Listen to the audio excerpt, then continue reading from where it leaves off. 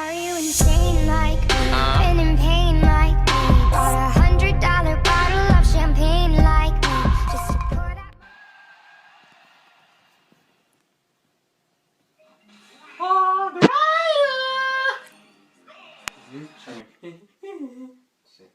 Thing to say.